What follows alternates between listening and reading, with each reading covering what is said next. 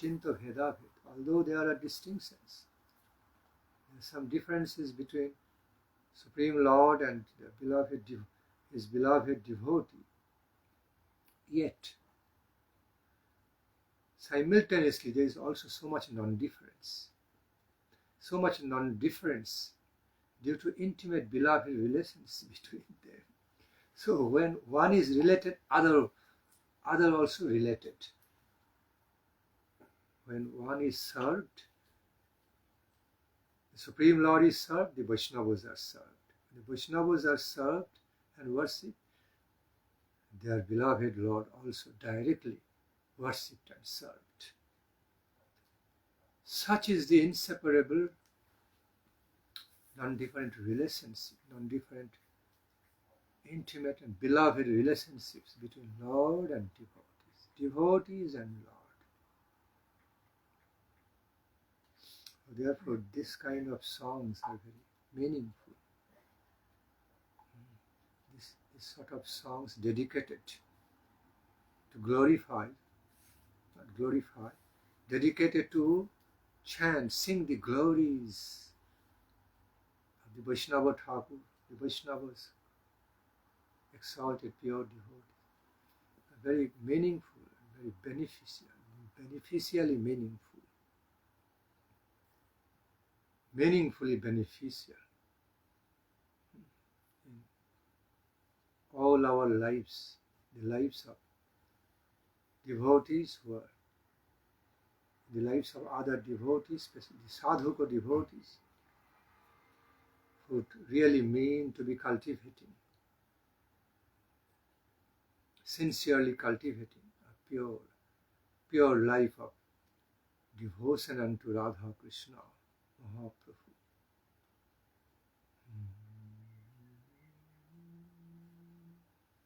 Therefore we find the great pure devotees like Srila Bhaktivinoda Thakur, Srila Narottam Das, Narottam Goswami Thakur, also other exalted devotees. They wrote, composed many wonderful, beautiful songs manifesting the glories, wonderfully manifesting the glories, narrating the glories, singing the glories of the Vaishnavas, pure devotees of the Lord, with so much love and dedication. Besides singing the glories, tasting the glories of His Supreme Lord.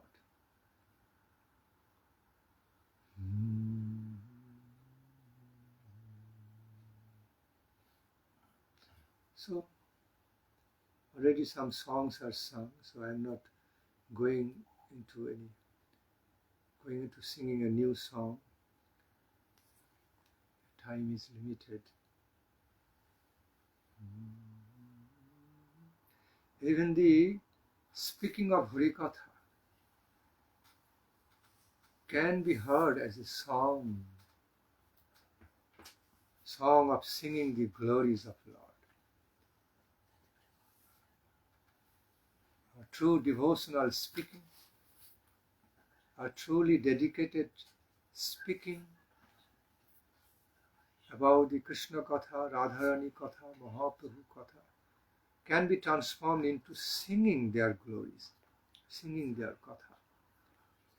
Our words, at certain stage, our words of chanting and singing glories of the Lord become converted into singing the glories of the Lord. Because there's so much feelings of love, devotion is there in that speaking. And those who are hearing it, doing the function of Sravana, that can also be so live. So they can also feel the same taste, same nectarine taste, while connected to the frequency, while entuned with the divine frequency of the devotion waves that the the state of the waves of the devotional feelings, frequency of the devotional feelings, so much relish can be received, mutual understand through mutual way between speaker and hearer, between the hearer, audience, and the speaker. Because both are relating to that wonderful ocean of Radha Krishna's glories of the Supreme Lord, through different paths. One is relishing through speaking, the path of speaking. Others are relishing through the path of hearing. Thus, Sravanam and Kirtanam, both are so interrelated, inseparably interrelated, and both are equally important. Although everything starts with Sravanam, then qualification for Kirtanam comes later. But with the proper, dedicated, devoted way of Sravanam, automatically the qualification for reproducing that, representing that what I heard, Kirtanam automatically comes. Simultaneously, not always, although sometimes, but not always one after another. They appear side by side. Sravanam Kirtanam. Although generally after the stage of Sravanam, then the qualification of Kirtanam appears, and that is right. That is right. After learning, educating myself by hearing more and more with pure heart and mind, and I learn,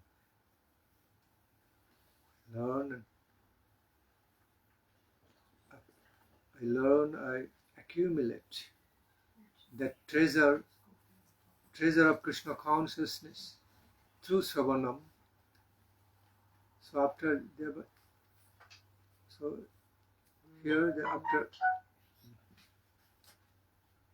educating us, making us more informed, having some experiences, an entrance into the world of the Kirtanam, Sravanam is the first step.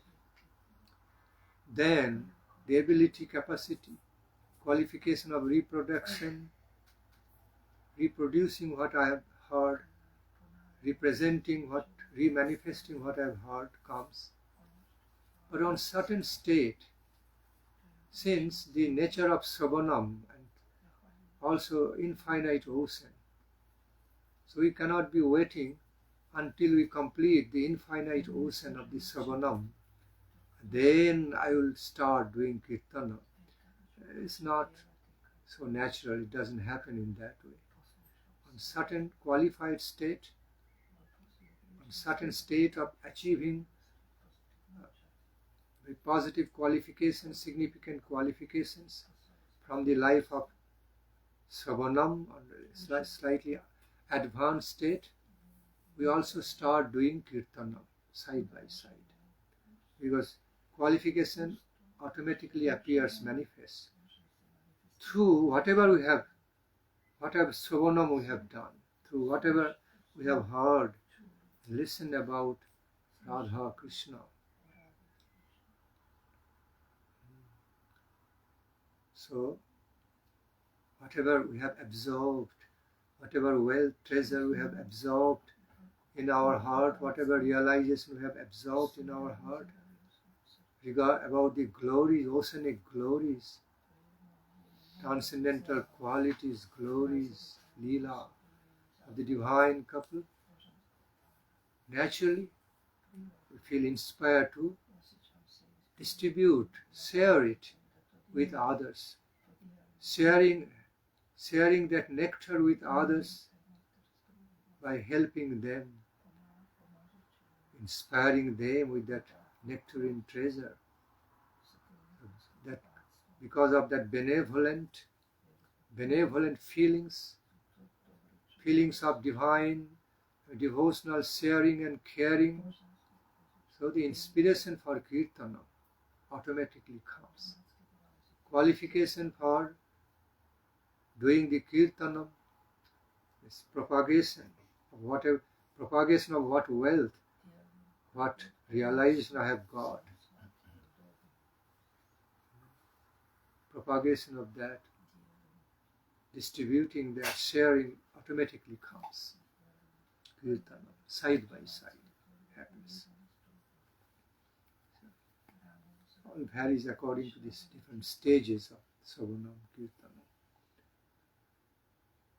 Who will be qualified when, how, depending on the qualities of Sravanam, qualities of the reception through Sravanam, and also thereby the qualities of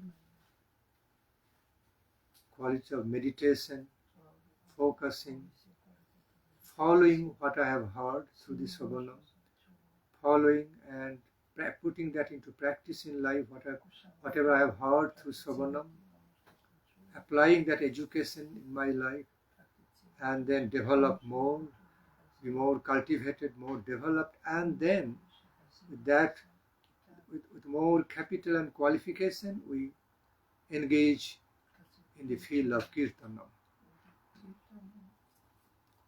distributing, functions of distributing, sharing with others with so much caring.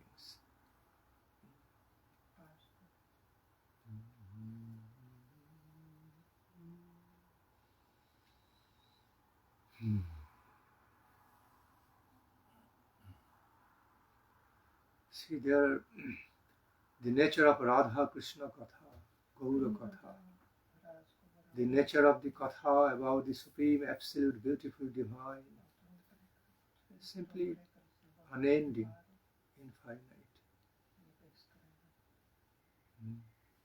Even whatever part, whatever point of that unending ocean we touch, as we go deeper, as we delve, as we be delving deeper and deeper into that, as we enter deeper and deeper into that, go high to higher and highest level, every point becomes another vast world of realization.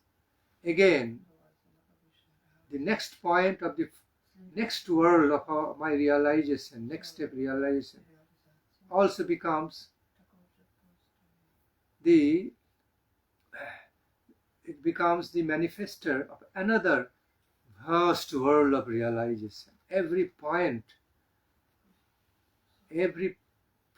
of the ongoing revealed points of the unending divine realities, all are infinite by nature. Just as we see sometimes, electronic devices, we see science of electronic devices, something is found in a point-like way, located, point, a very brief way. As we click on that, go deeper in that, there is another vast world into that. Details. Again, within that details, we take a point, and again we want to further details, we go further, deeper, another vast world. It goes on and on.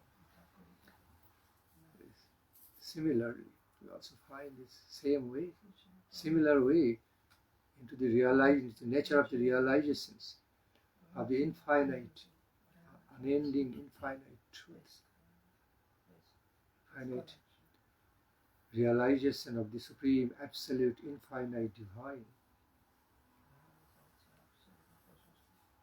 So that's the nature. But right now in the beginning, for some reason, I feel spontaneously inspired to highlight, to address one issue. It has been a common issue, common question, many sincere devotees, that we receive, that we continue to receive so much guidance, so many beautiful ways of the guidance, beautiful directions, teachings about what to do, what not to do, about do's and don'ts. Okay, through all presented to us through the holy scriptures, through the words of Guru Varga. But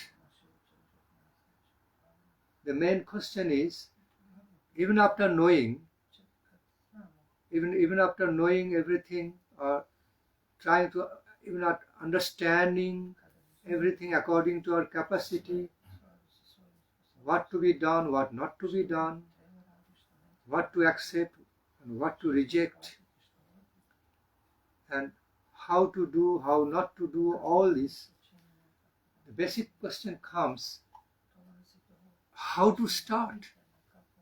It's not always working. We understand what to do, but how to do, which way to do, we don't know. How to make it click, we don't know.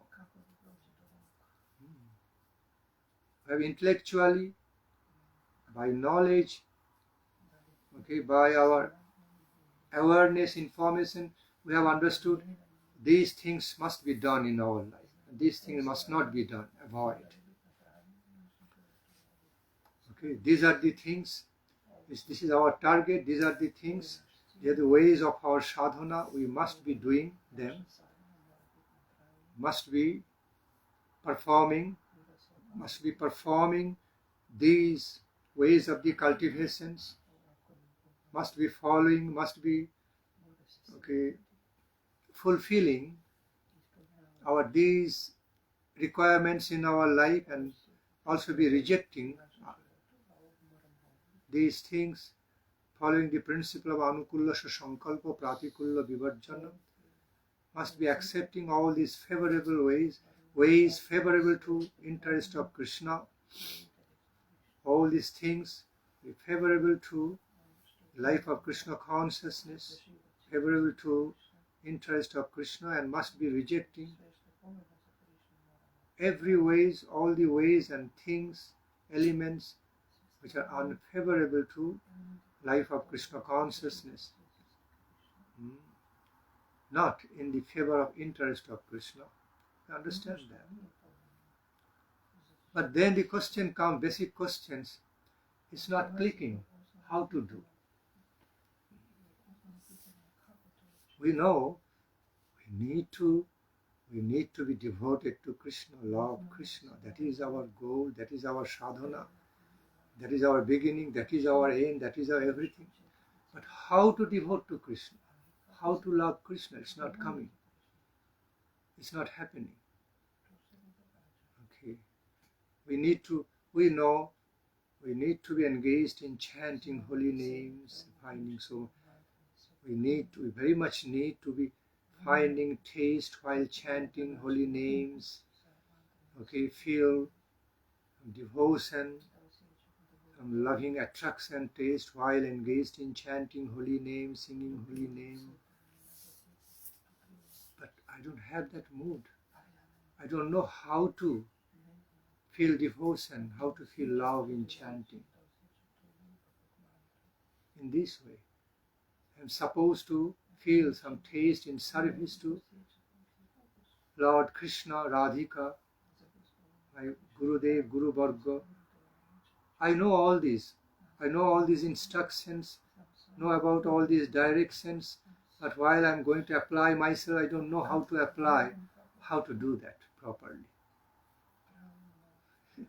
Basic questions. That everything is so well set and well, all directions are so well given, everything is so well said, everything is so explained by Supreme Lord, by Holy Scriptures, by Guru Varga, so disciplined, nice, systematic way, wonderful way. Okay, we know what to do, what not to do, but again, we really do not know how to do, which way to do, which way it will be working, practically working in the life of sadhana. One of the big basic questions, practical questions. Answers. the answers to such questions also given nicely, very nicely, in some places of the Holy Scripture directly, some places indirectly.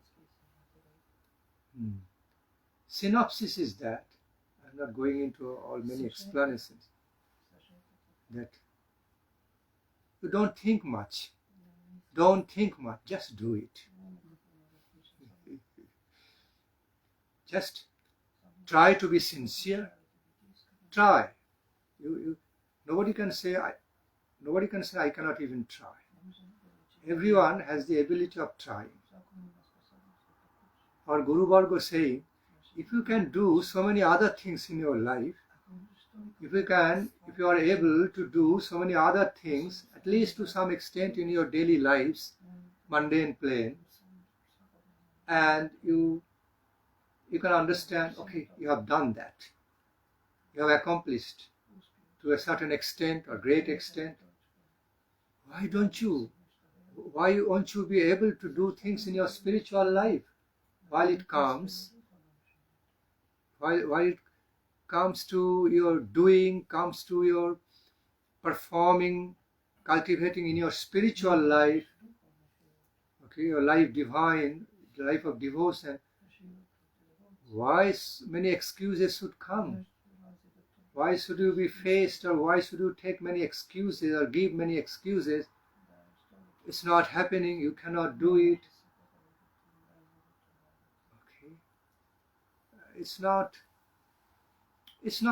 natural. Again, it is also the effect of another illusory conditioning. The things are not happening. It's not clicking. Another illusory conditioning. We have to somehow or other break through, having the breakthrough. And having that breakthrough requires some motivation in us in an instinctive way. I really mean to have a breakthrough. And we cannot say, I don't know how to mean that. We cannot take excuse. I don't know how to mean that. Oh, you can be more or less successfully doing many things in your mundane life. You know how to do all those. You apply yourselves, get into the field of your business, all different kinds of mundane business, family business, and you somewhat accomplish. Many of you, okay, you receive success, some failure, some success, but you get to some point, you are able to do something, okay, acquire something, achieve something. So you know how to do many things on the mundane plane in your day-to-day life, in this social situation. When it comes to the context of spiritual cultivations, and things become so difficult. Like, in spite of knowing, I don't know. And I'm sincere in that. Not that I'm giving always excuses. Sometimes some excuses, and sometimes I'm innocently sincere. It's not really happening. Therefore, it has been advised by the Holy Scriptures and Guru Varga, just give a try. Don't think much. Don't think much with complicated logics, how to do, what to do. It's not happening. Give up all the pessimistic thoughts, even if it comes in your life. Give up all the pessimistic thoughts. Be full of optimistic thoughts. Be full of optimism.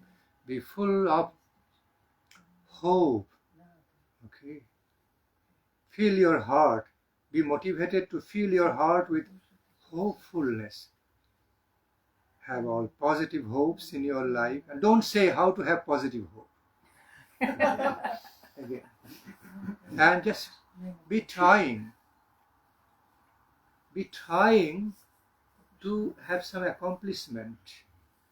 Be trying to have a breakthrough. And don't say, I don't know how to try. Don't give that excuse. So, in this way, I am just explaining their language in my own straight-cut, simple way for understanding. Don't think much. Don't complicate. Don't complicate your things much through logical analysis, this and that, and giving excuse. It's not happening because of this situation, this issue, that issue. Just be sincere. Give a heartful try, wholehearted try, and just do it. Don't think much. Just do it. And as you keep on sincerely trying to the best of your sincerity again and again, like ocean waves, one after another, at some very fortunate moment, due to your adherence, you'll have a breakthrough, wonderful breakthrough. You'll have a wonderful breakthrough. You can make the connection. It clicks. This is a very vital foundation of the sadhana. The vital fundamental level of the sadhana to be continuously trying one after another, in the yogic language, trying through insistence, through some positive feelings of insistence, one after another, whether you like or don't like, do. If you like, it's very fine. Even if you don't like following some bitter treatment, okay, just keep on trying and try. At some point, because of your adherence, some response will come to you. From the higher level, you will receive response because of your sincere trying. Tapasya, that is called tapasya. Can be austere. Often it can be austere, penance, taste of patience. But upon knowing, this will be very healthy for you. Ultimately, this is for your higher good of life. So never give up. Keep on trying with the best of your sincerity, with the best prayer for doing good, to bringing higher good to your own self with all sincerity. At some point, your sincere trying will be replied to you favorably, will be responded to you favorably. It will be converted into the beginning of success. Clicking, just clicking. Just you are able to tune to the fine tuning, to the frequency of success, receiving. And then you know what it is. Then you will be automatically guided by your realistic experience. Now you are having a direct experience, realization, even though in the glimpse form, even though it's a little bit in the beginning, but that will be some very powerful thing to guide you further. Once it clicks, once it starts really happening, once your prayer is replied from the higher divine plane. It is a fundamental, very vital part of this sadhana. So, our Mahajanas, Guru Varga say, Holy Scriptures say, don't think much. Okay, don't think much in a complicated way. Don't complicate the thing. You have intuitive ability. You have got natural intuitive ability, spontaneous ability, because you are endowed with that automatically. Supreme Lord, the Supreme Creator has created you. The Supreme Creator has created you automatically endowed with some free will, with some intuitive power, some spontaneous ability. And that's what you already have. And you can utilize that to the best and find out the way, or create the way, pave the way towards your higher entrance into the higher divine world of Krishna consciousness. You can make it. You can do it. Just as for examples in Bhagavad Gita. See, Lord Krishna is saying, Mayavesha manuji mang nitya yukta upasate saddhaya parayopeta swami yukta tamomata. Mayyeva mano adhasya mayi buddhing niveshaya niveshishyasi mayyeva ato uddham na samshaya. Then he says, I'm not going into the explanations of all these verses, you all know. You can find out from Bhagavad Gita. Basically he's saying, you must be devoting, you must be fully focusing your mind and heart onto me. You must be fully focusing, okay, devoting your mind and heart onto me. Be living in me. Be situated in my consciousness. Start living in my divine consciousness. So put all your mind and heart onto me. Engage all your mind and heart into me. Invest. Offer. Dedicate all your mind and heart, your heart's feelings into me. And be my devotee. Be engaged in my service, in my devotional service. Be engaging in connecting with me through love service of mine. In this way, be dwelling in my consciousness and be inviting me to be living in your heart, in your soul, inviting me, lovingly inviting me to be living in your heart and soul, although I am already living in your heart and soul, but consciously, with conscious devotional loving motivations, I want to see you are further inviting me on your own, to be further embracing you, living within you, making you feel I am living in your heart and soul. Okay, making you experience that although I am living in your heart and soul as super soul from the beginning, before you even tell me, before you even invite me, but I am living there as supreme creator, supreme sustainer and maintainer of your life, but not always to connect with you, relate with you in particular way. I am not living in that sense. I am living within you as in the way of my energy, marginal energy as you, super soul, also directly myself as super soul in the world of your life existence. But I am living there as omniscient, omnipresent way. I repeat, I am living there as omniscient, omnipresent Lord, just to be maintaining and sustaining your life consciousness, but not necessarily directly reciprocating with you, directly relating with you as a person. But that kind of existence of me is like I am doing my duty to maintain and sustain the life of the creation everywhere I am living, present. But if you truly wish to have a personal relationship with me, personal nectarine, blissful relation with me, you need to have a loving cultivation, loving connection with me. That's what is missing still.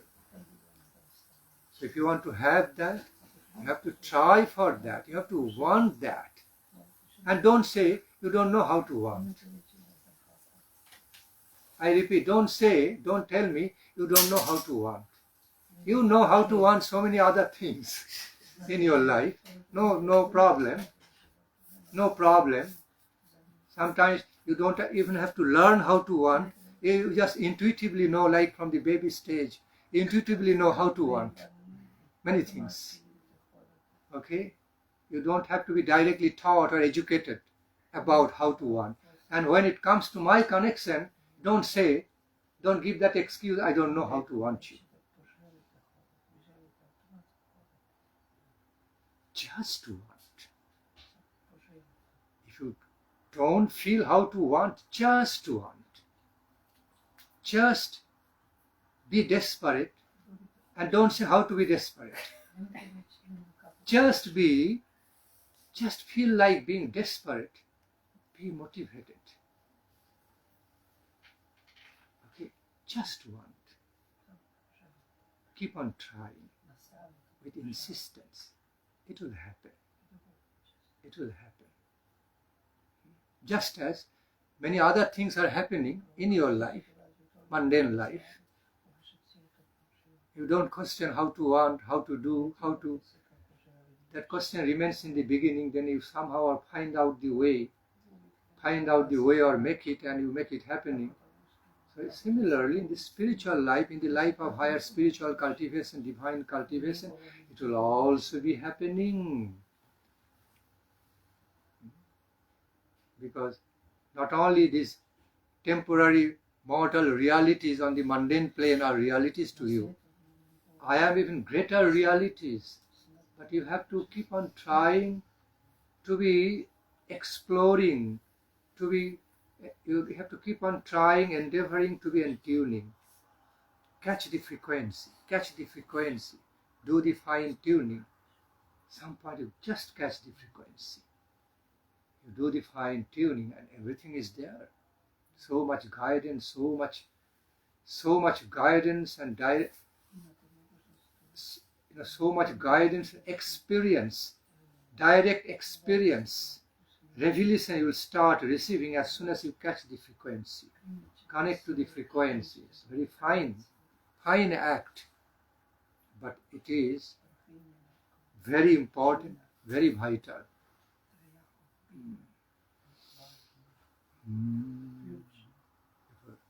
Bhagavad Gita, Krishna is advising the same way. Krishna is beautifully, wonderfully advising and guiding us in that way, same way.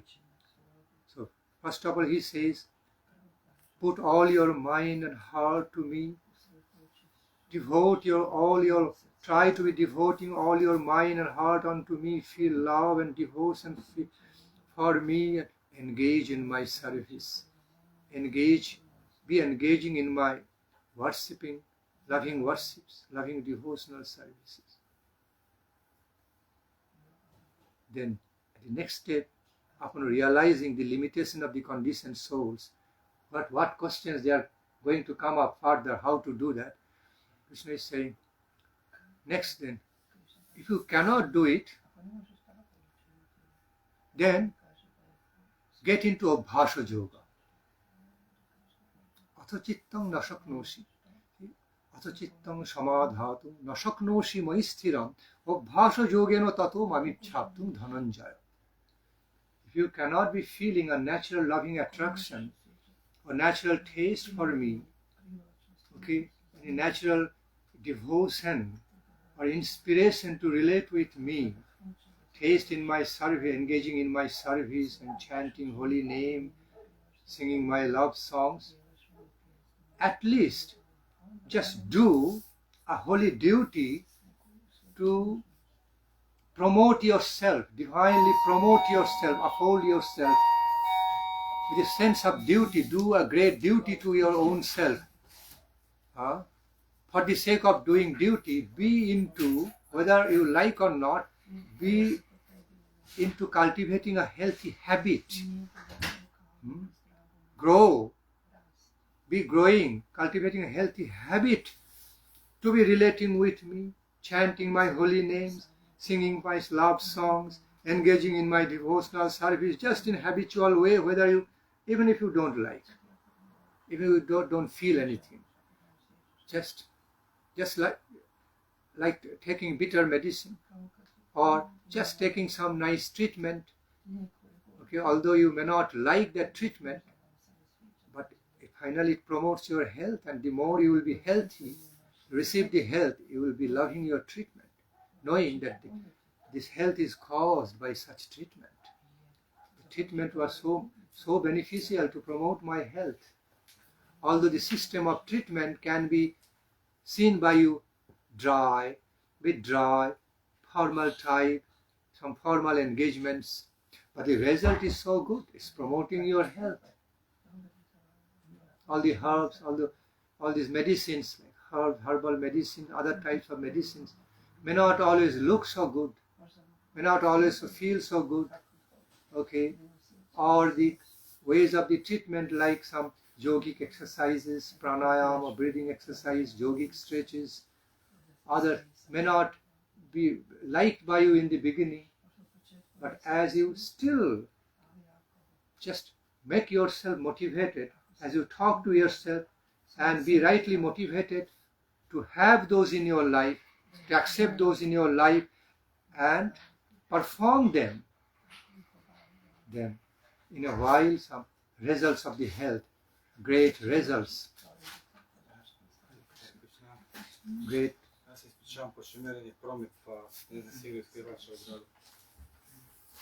At some point you'll start receiving the great results, healthy results from that, and then you will learn how to be appreciating it. At that point, from that point onward, you will start actually appreciating, really appreciating it all. You will start loving it. You will start feeling great likings for that as soon as you receive the result of the health, healthy results. Receive the great fruits of the great fruits in the form of your health, receiving your higher health. Understanding these processes have been so beneficial to promote and nourish my health, then you will start liking it, loving it. Then the same process of treatment won't remain so dry and formal and so like you didn't want to do, didn't feel attraction to do. But then you become seriously respectful. Oh, this is very friendly to me. This is so good for me. Even you love the process at that time. Like a doctor receives so much loving satisfaction in his or her life when he or she is able to save a life, save the life of patients. It's a direct, he receives a direct great satisfaction and happiness. Although it is not directly connected to his own body, okay, own health, but because he is a doctor. So when he or she is able to save the life of a patient, even through dry, formal procedures, surgery procedures, but at the end receives the result, receives the success, receives the result of the saving a life of the patient. Okay, it brings so much satisfaction to him. He enjoys that. He likes that. He loves to feel that satisfaction. So even the whole process of his treatment and surgery, all these activities also included in the likings. Then what to speak more about the spiritual cultivations of life? There everything is beautiful. The process of the cultivation, what in the beginning, the trial period will look so dry and formal, will never be remaining as such while we start getting the result, nectarine fruits, nectarine result through that process. The process, even what to speak more of our high appreciation and likings for to get the result, okay, towards the result. Even the process also, which I found to be a bit formal and technical, will also be liked and loved by us. The way to approach the goal, after approaching the goal or becoming even closing to the goal, even the way also loved. Not that, oh, now I received the goal, close the goal, I reject the way. It's not that. Because it is the way through which I received. I am reaching my goal. Everything is lovable. Everything has got high utility. So, back to the point. Back to the point. So Krishna says, Atha chittang samadhatung na shaknosi maisthiram, and obhasa yogena tato mamichhaptung dhananja. Simply be cultivating a good habit, very beneficial, healthy habit, positive habit of relating unto me. Okay, through trying, instinctive trying. And then he says,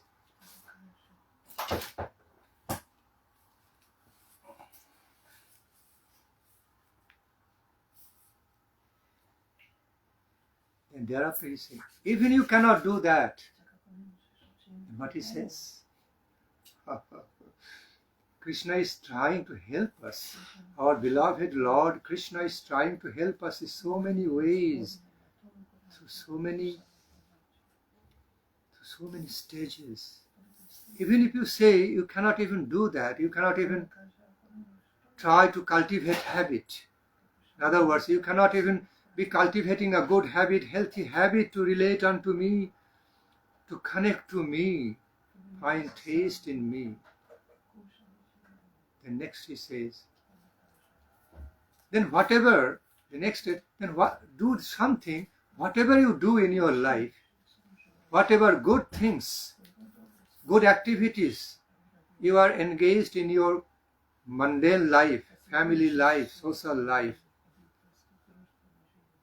just do them for me.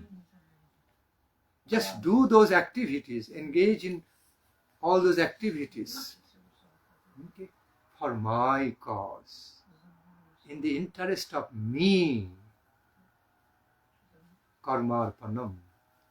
Offer all the fruits of all your karma ultimately unto me. That you can do. That you can do. You can offer that, offer the fruits, offer all the good fruits of all your good karma, okay, life sustaining, life maintaining karma, what you have to do anyway, because you cannot live your life without doing those karma activities. So, in order to be living your life, in order to remain alive, in order to be living your daily life, okay, you have to take some activities, because you cannot simply live your life without any activity. You have to be engaging in some activities to live your life, and those activities have some fruits.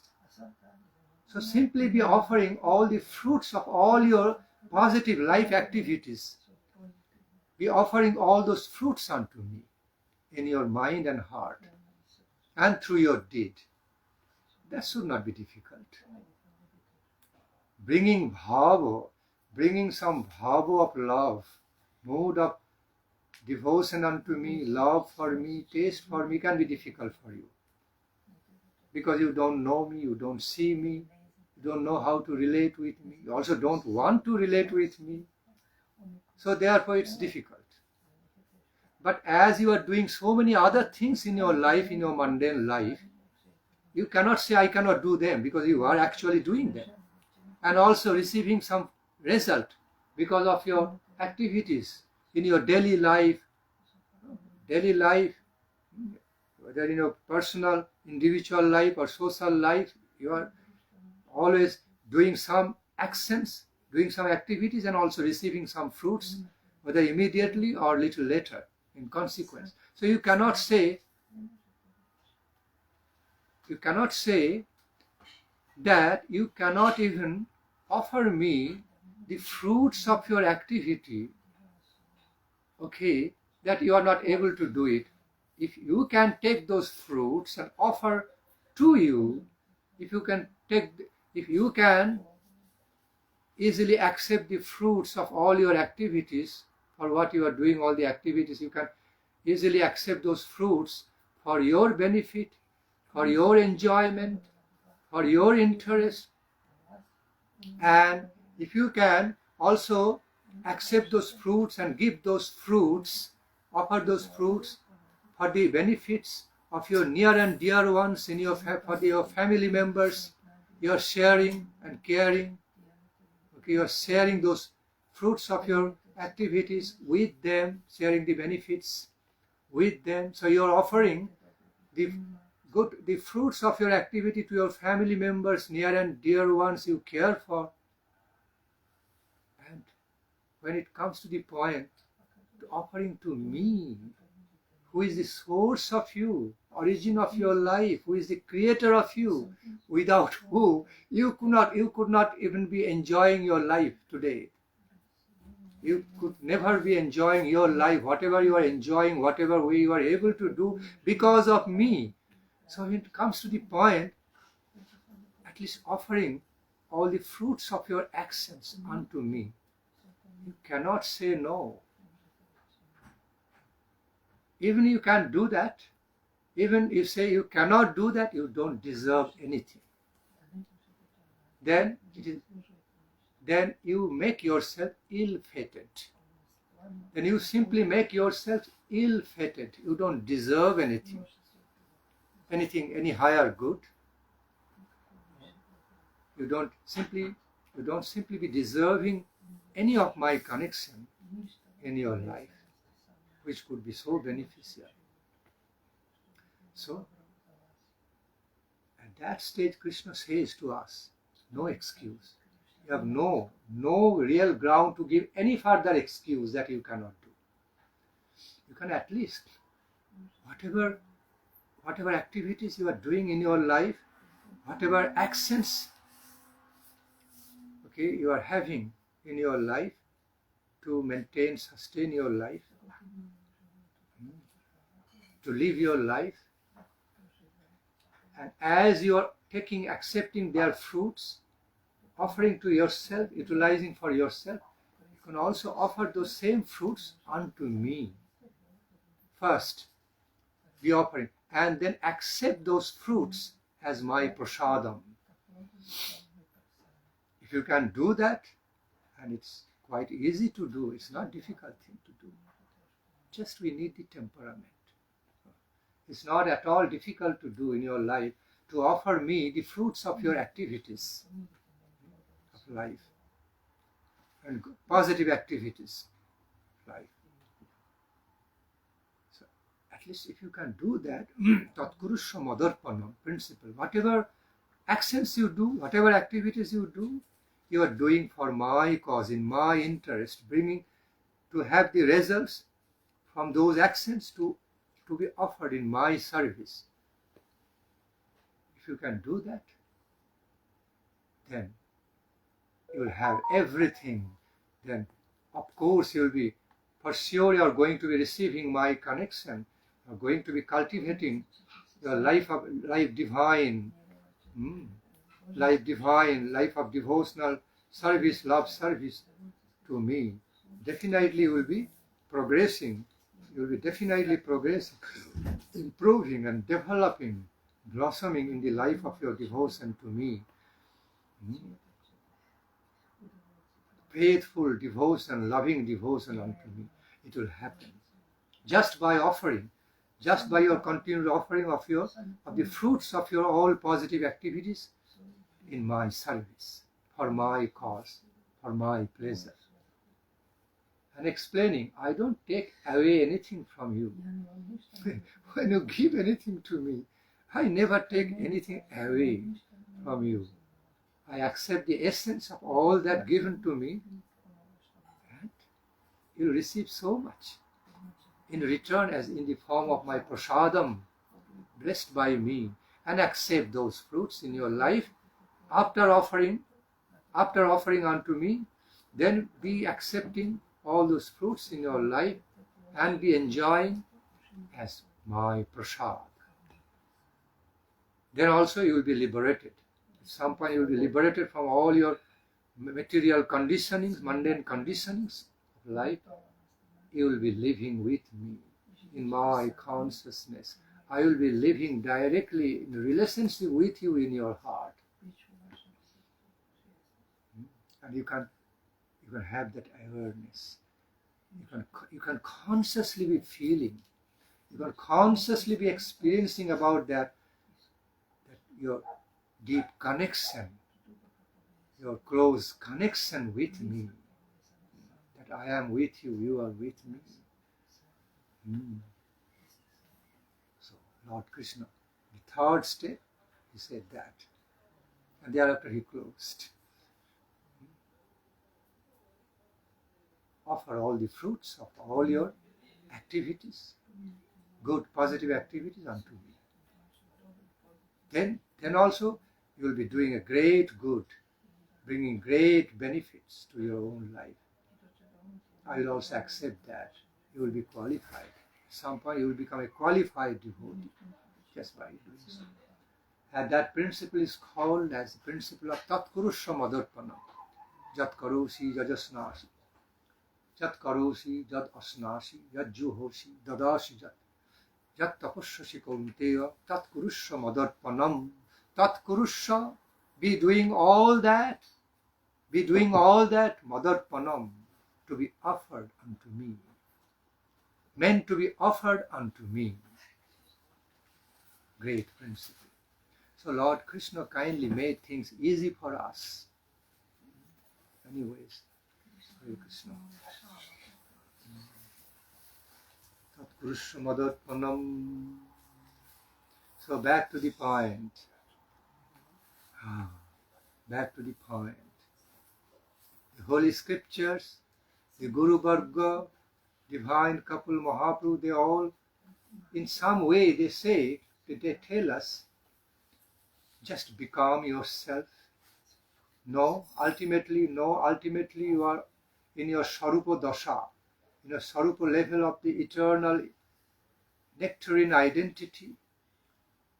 You are child of Krishna, you are child of Krishna Radhika. You already have that connection.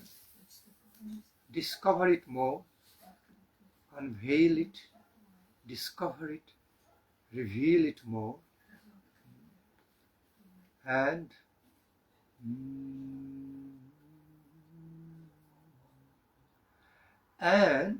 be sincerely trying, always be sincerely trying to be connecting with me, relating with me, with some endeavor, some sincere endeavor of loving me, feeling devotion unto me. Then at some point it will happen. You can catch the frequency, you can do the fine tuning with that frequency, transcendental frequency. It will all happen. Whole world of ambrosia, whole world of nectarine experience of my loving devotional service will be manifesting in your experience, in your life, according to the way and capacity and degree, quality as you deserve. But it will start happening step by step, according to the qualities and degrees as you deserve, or as you receive the causeless sanction, merciful sanction from above, from my devotees and us. So they say, don't think much, just do it. Don't be thinking much. Don't be having doubtful thoughts. Don't be having any complicated doubtful thinking. Okay, I repeat. Don't be having all this complicated doubtful thinking, too much thinking. Just be yourself, become yourself, be open-minded, open-hearted. Feel some hankering and just do it. Relate to Krishna. Relate to Krishna Radhika. Relate to the Supreme Personality of all ambrosia, absolute divine truth.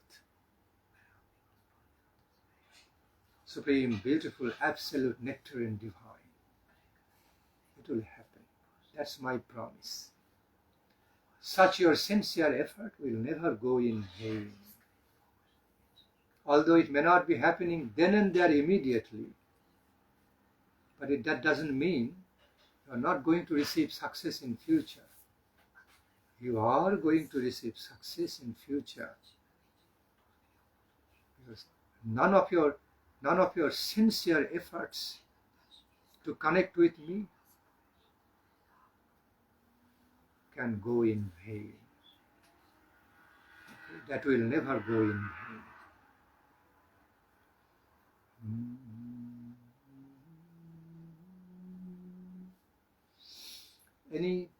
Any specific query, either related to these topics or outside this topic?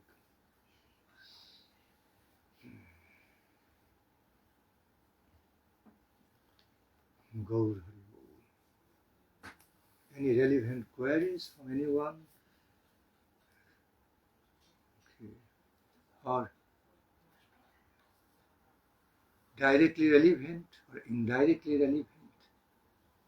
Actively relevant or passively relevant query? I can only say that I see this lecture, I see my oscillation, what is in my life. Okay. Go bad, go good, then go down. Go good, go down. Even going down, temporarily going down, while, yes, temporarily going down while you are in the process of going up, going high, is also considered part of the process to go high, go up. So, while we are sincerely trying and we are wholeheartedly endeavoring with all our sincerity to connect to the Supreme Divine, to relate to the Supreme Divine, do something for the Supreme Divine, serve the Supreme Divine. While walking through that process, even if sometimes we feel downward, we go downward, but that going downward should be considered temporary. That is also included in the part of the process of going upward again. Okay, so it's a temporary. Our Guru Varga gave example like climbing up on the mountain. Sometimes in order to be climbing up on the high mountain, high peak of the mountain, sometimes we have to go down. There are not the straight cut, path to go up, high up. Like this. So yes, sometimes you have to go downhill. But going downhill is included in the whole process of going up on the mountain.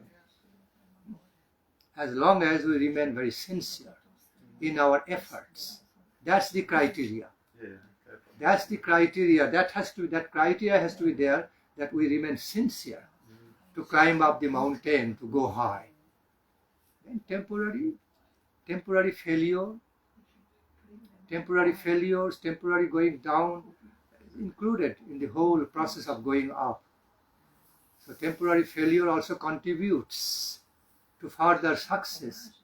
Those failures come in our life to educate us more, to give us more comparative knowledge, okay, about facing the difficulties and winning over the difficulties and be successful. So it enriches us with education, more experience. That's how we should take it. Should not necessarily take it, or failure means just failure, only negative thing, bad thing. No, that's how the great lives relate to all the cases of the failure. That's how they see and relate. They rather utilize all the opportunities of having failure in a positive way of their further development.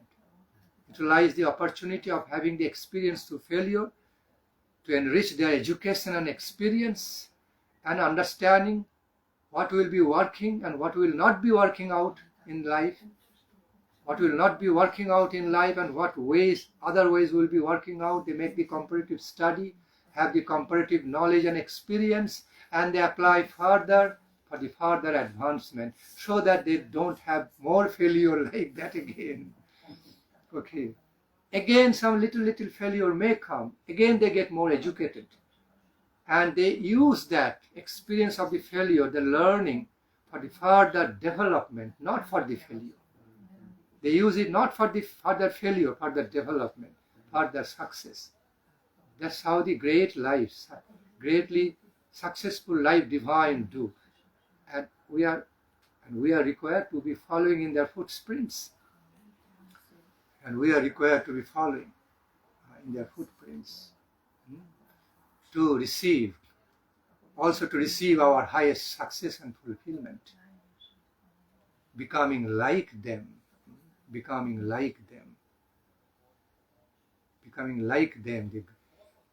those greatly successful, exalted devotees, realized devotees of the Lord. Yes. So, good comment. Good comment.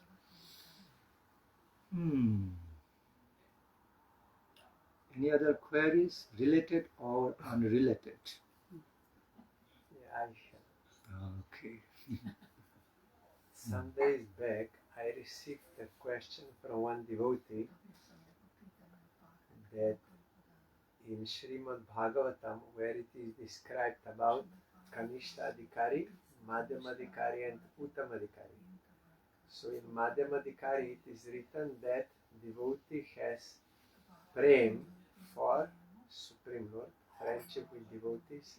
That, so he was asking me why here the word prem is used, though it is not that prem, because Jiva Goswami, he explained, here it means that it's not high class prem at all. Anabilasita Shunyam Jnanaka, that this Bhakti, or Bhakti Thakur also explained. So why here this word prem is used? There is any reason for what? My thinking was because Kanishta Adhikari, he is doing some bhakti, but that is not with Sambandha Gyan, so it is not directly for the satisfaction of Krishna. Right. But Madhyama Adhikari has Anukulena Bhav. Sambandha Gyan. Yes, Sambandha Gyan. So he is doing for him. So that is why it is called as Prem, because its target is to satisfy him. Kanishta Adhikari will not have that mood. He will do some worship bhakti, but not with that desire to satisfy him. Then also I was thinking in Uttama Adhikari the word bhav is used. So there is in Uttama Adhikari bhav word is used, in Madhyam prem, and in Kanishta bhaktas, prakrita bhakta. See, what you are saying is right. The way you have just explained is very right, but it may not be the whole picture of the Siddhanta. Okay, but it is very right to a great extent. But there is also a picture of Siddhanta about that Madhyamadhikar level, beyond that also. Okay, so that verse is that Ishwari tad adhineshu balisheshu disatsucha prema maitri kripopeksha yah karoti samadhama. Ishwari tad adhineshu balisheshu disatsucha prema maitri kripa upeksha yah karoti samadhama. So, because here Srimad Bhagavata is speaking about, is telling about some relationship, okay, describing about some nature of relationship between Madhyamadhikari devotee and Ishvara. So, after all, it's being described in relation to how a Madhyamadhikari relates to Ishvara, Ishtadeva, Ishvara. So naturally the term prem can be well used here. Here, it has twofold meanings. The term, the word prema here has got twofold or two-dimensional meanings. One is that of more general character of the meaning prema, okay, and another of that of high-class specific character of the prema. So in the very often in the world of the Sanskrit, I tell you, Sanskrit language is known as Kamadukha Bhasha. I repeat, one of the characteristics of the world of Sanskrit language is that it can represent similar but not same, multiple meanings at the same time. At least in some cases it can simultaneously be manifesting 2, 3, 4 meanings, same term, depending on which context that term is being used. Clearly. So, the word prema has also been explained in a very general sense of meaning like bhakti, bhalobasha, like love, for example, love. We use the term love in so many ways. These days, the term love also used in a very general cheap class way, not even very special way. Okay. But while we use the same term love in divine sense, a very special something, same word in context in connection with divine becomes very high class. Love. So, in a similar way. So as we, back to the point, as we see around, look around the meaning of the term love, it is very generally applied. Many people are saying, oh, I love you. They don't really mean to love you, but they just say it to be nice, just to extend some nice feelings. You say, okay, take care, I love you, take care. Just to make him feel nice, that I like you, kind of. So they are using the term love in the sense of liking only, not more than that. Also, a little higher than that, people sometimes say, oh, I love this situation, love this atmosphere. So meaning I strongly like, but it's not really deep love, they mean. But when somebody really says something in a context, in a very seriously respectful context, in a very special context, I love you, it means so much, much more than just likings, much more than just sense of being nice and kind and liking. That love is real love, original love, high class, best quality love. But all these stages of expression are, in all these stages of expression, the word love being used in a similar way.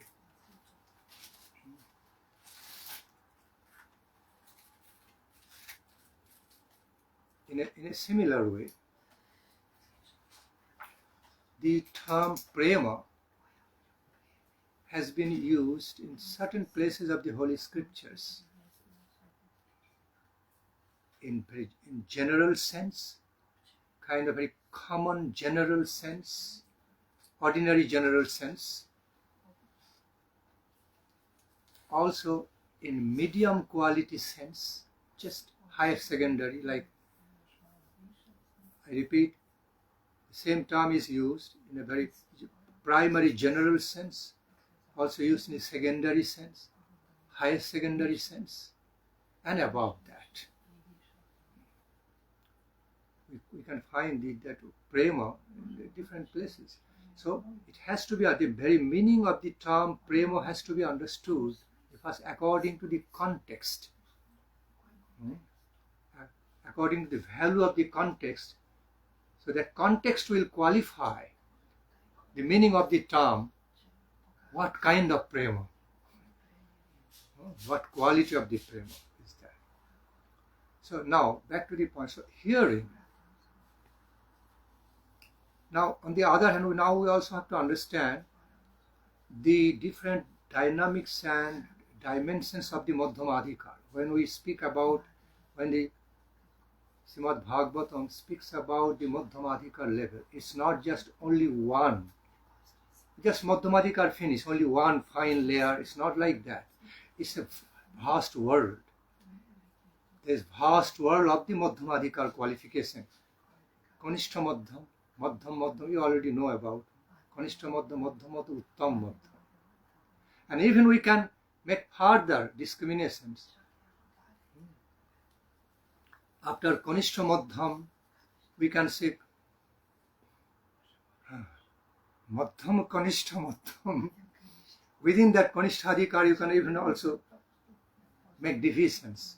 Within the world of the Kanishtadhikar of Madhyamadhikar, you can even make the divisions, 3 divisions. On the higher secondary level of the Madhyam, you can even make the 3 divisions, also Uttam. So, back to the point. So, here, when Srimad Bhagavatam is addressing that Madhyamadhikar level, and in other words, explaining about Madhyamadhikar level. So we must understand that Madhyamadhikar level contains at least 3 stages, 3 dimensions. Kanishta Madhyam, Madhyam Madhyam, Madhyam Uttam. Uttam Madhyam, Madhyam Uttam.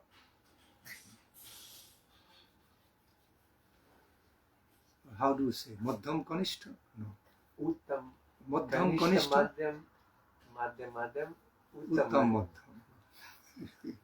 Or you can say other way around. That will be for Uttamadhikari. Oh, Madhyam Kanishta. Madhyam Uttam. So,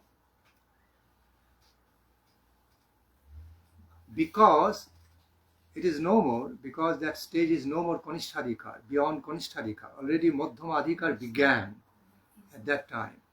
So Bhakti has begun. Pure Bhakti is there. Okay. Pure Bhakti has already started manifesting even on the primary level of the Madhyamadhikar. So that Bhakti is often called by Holy Scripture as Prema. Like we say Prem Bhakti. Sometimes Bhakti can be defined as Prema in unbridled sense of the meaning. Okay. Like when we say Bhakti Rasamrita Sindhu, although it is entitled as Bhakti Rasamrita Sindhu, but actually if you say it's Prema Rasamrita Sindhu, it will not be over-exaggerated way of expression about that, because that Bhakti Rasamrita Sindhu also deals with high-class Prema Lahari, Prema Rasa. There are Rasa Vichara, big portion of the Bhakti Rasamrita Sindhu is involved, engaged in Rasa Vichara there, high class. So, while Rupa Goswami Prabhu or Sanatana Goswami Prabhu or any of the 6, any of the Sara Goswami dealing with the high class Rasa Vichara, okay, so that is also coming under the, included in the title of Bhakti Rasamrita Sindhu.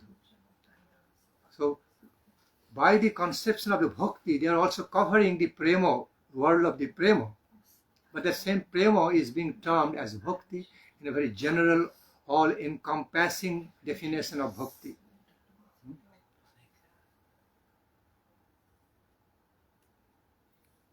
Like Vidhi Bhakti, Raga Bhakti, both are Bhakti.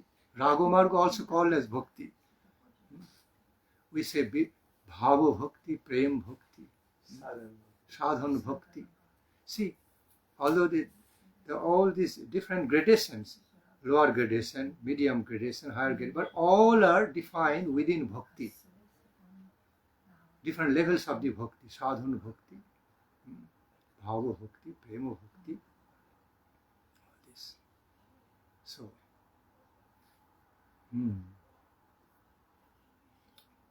again, when it is said in scripture, Krishna Bhakti Rasa Sindhu, it means Prema Rasa Sindhu. Krishna Bhakti Rasa Sindhu. Krishna Bhakti Rasa Bhavita Mati. Kriyatang Jadi Kutopi Labhati. Tatra Laulamapi Mullamekalam Janma Koti Sukritoi Nalubhati. See, here Mahaprabhu is actually talking about the Prema ultimately. Here, Krishna Bhakti Rasa, because it's Bhakti Rasa Bhavita Mati. Rasa Bhakti means Prema, but it's called as Bhakti. Again, in a similar way, it is vice versa. Sometimes the term Prema, yes, can mean Bhakti. So in the primary stage of the Madhyamadhikar, it has to be understood the Prema, Ishare Prem. I repeat, in the primary stage of the Madhyamadhikar, that term prema has to be understood. While it is said in connection with the Ishvara, it is more bhakti, like pure bhakti, not yet matured, super excellent prema, like super ecstatic, super blissful prema yet, not yet. But it is a blissful bhakti of certain dimension, tasteful, very tasteful. Taste has already begun. Even in the primary class of the Madhyamadhikar, Raga Bhakti can appear. There is no more Kanishthadhikar. He is already having connection of some causeless grace and mercy, benevolent grace and mercy in his or her life. Therefore, he is progressing. He has progressed beyond Kanishthadhikar. From Kanishthadhikar level, he has progressed up to Madhyamadhikar level. So it's quite an achievement. A big achievement. So in that stage, by benevolent grace, by benevolence, grace and mercy of the Lord, Rasa Bhakti, Raga Bhakti can also appear, even on the primary stage of that Madhyamadhikar. So, Prema Maitri Kripa Upeksha, Ishvare Prem. So naturally, that sincere Madhyamadhikari devotee on that primary stage of the Madhyamadhikar can feel some Raga Bhakti, such a way, time to time it's bringing some taste, bringing some ecstasy, great satisfaction and pleasure of devotion unto Krishna, Krishna Radhika, a great pleasure of love for Krishna Radhika. In that state, appearing, disappearing, then it's continuing. It depending on the quality of that Madhyamadhikar, how he or she is deserving. Okay, there cannot be any hard and fast rule. How long that Rasa Bhakti will be appearing, how long the taste of the Rasa Bhakti will be appearing in that primary stage of Madhyamadhikar and continue, when it will be withdrawing. It's all arranged by the sweet will of the divine couple. There cannot be any hard and fast rule for that. Like it's so ever dynamic character, all control arranged by the sweet will of the divine couple, Bhakti Devi, Yogamaya Devi. But again, the term prema on the primary stage of the Madhyamadhikar should be realized as the initial stage of the Rasa Bhakti, prema.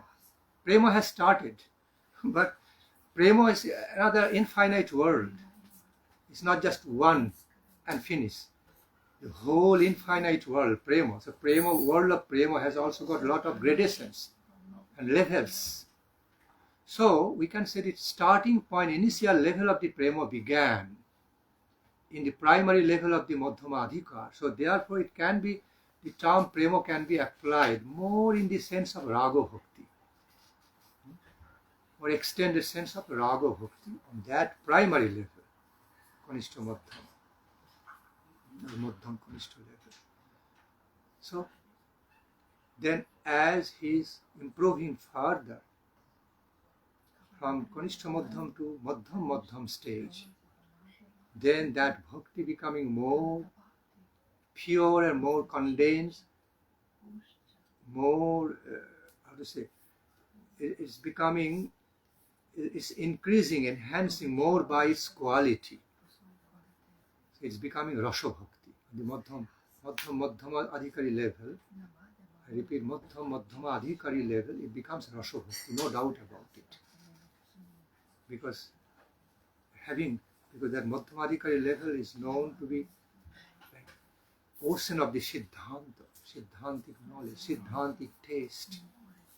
And having so much relish into the world, the ocean of the Siddhanta.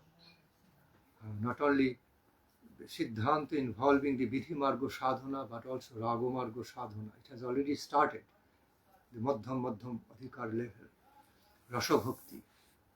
So, naturally there is some great happiness, a great satisfaction and pleasure, blissful mellows of love for Krishna Radhika appearing there in the medium level of the Madhyamadhikar.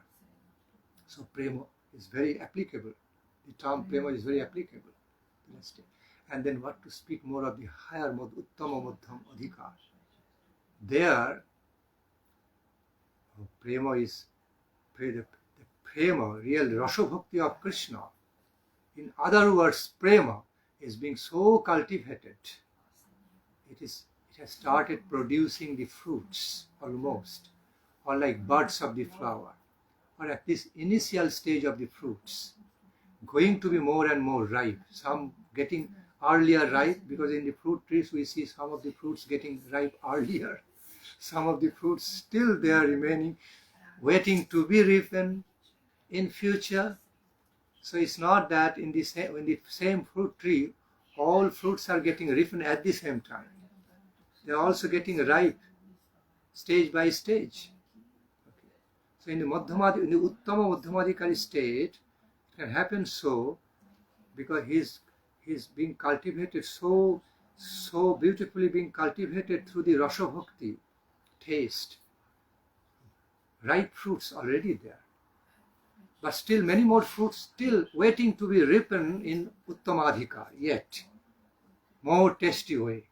But some ripe fruits, some fruits already start getting ripe from that high class Madhyamadhikar level, which is close to Uttamadhikar. Marginal entrance to the Uttamadhikar level. So because of the marginal connection, it has some relation with the Uttamadhikar also.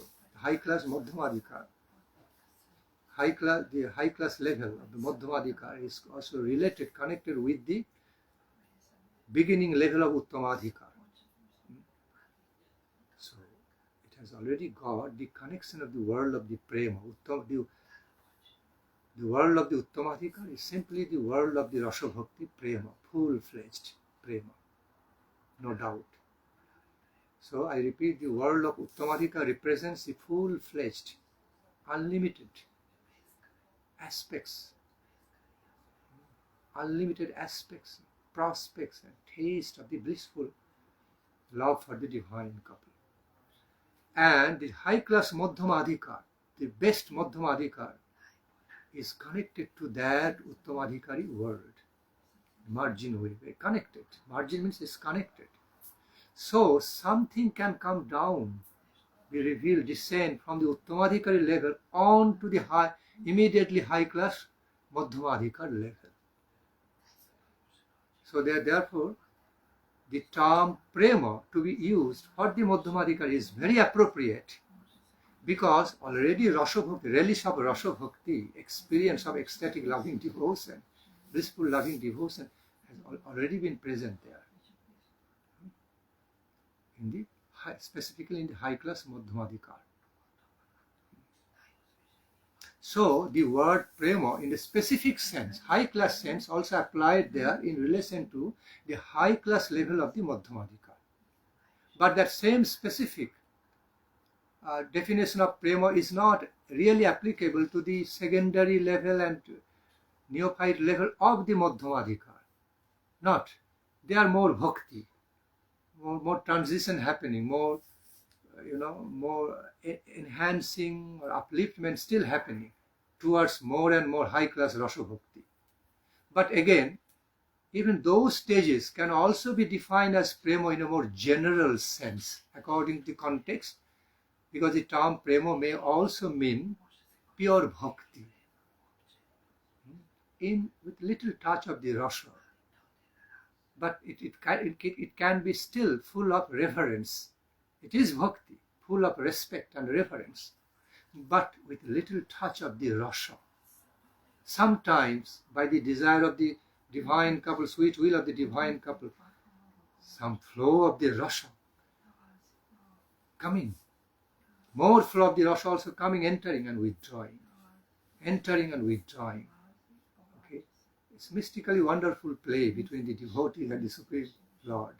It can also happen. So,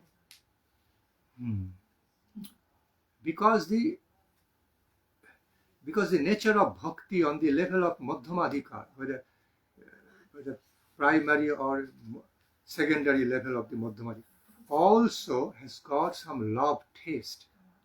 He is also qualified with the acquaintment, is also qualified with the awakenment of some loving taste in relation to Krishna Radhika. No doubt about. It's not, it cannot be like completely with only dry Siddhantic knowledge, only Vidhi Bhakti, without any touch of Raga-marga, cannot be.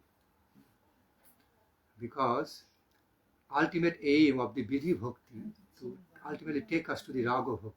Vidhi Marga Ratajani, Shadhinata Ratnodane, Raga Marge Koran Pravesh. So where the Pravesh is happening, tell me. Madhyamadikar is the entrance into the Prema Raga Bhakti. Raga Bhakti means, in other words, is Prema Bhakti. Okay, Prema, at least primary level of the special Prema Bhakti. Or in higher term, Raga is also called as Prema. They are not different. In general sense, Raga Bhakti means it's the beginning time of the real Rasa Prema Bhakti, beginning stage. But therefore it can also be defined as Prema Bhakti because it's the beginning. When the same Raga becomes more condensed, more mature and condensed, it becomes really Prema Bhakti. Pranay, Pranay, Man, Bhava, Mahabhava. Okay. Also, they are also called as Prema, but different gradations, levels. All are Prema. So, back to the point. Therefore, the term Prema is well applied and very appropriately applicable there, okay, with its different levels of the meanings according to the context of the level of the Madhyamadikar. Because in Madhyamadikar is clear, it is quite clear, in Madhyamadikari level, Raga Bhakti is slowly manifesting. It's no more like Kanishtadikar. As long as only Vidhi Bhakti is being continued in life, without undermining it, without minimizing any value of the Vidhi Bhakti, any glory of the Vidhi Bhakti. But as long as Vidhi Bhakti is continuing, it is Kanishtadikar, characterized by Kanishtadikar level. True, pure Vidhi Bhakti, that has also got a lot of respect and respectable quality. But it is more or less Kanishtadikar.